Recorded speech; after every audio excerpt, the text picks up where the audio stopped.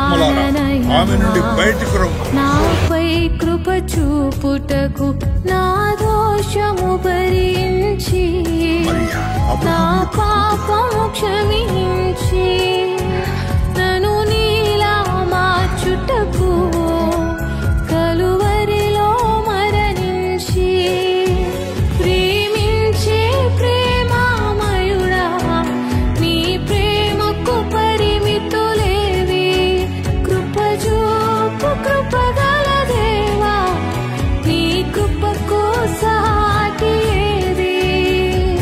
ఒక దైవజనుడు అన్నాడు, పాటలు పాడేవారితో సాతానికి పెద్ద ఇబ్బంది లేదట, వాయిద్యాలు వాయించే వాళ్ళతో పెద్ద సాతానికి ఇబ్బంది లేదు, కొంతమంది ప్రసంగికులతో కూడా సాతానికి ఏమీ లేదు, ఇబ్బంది లేదు.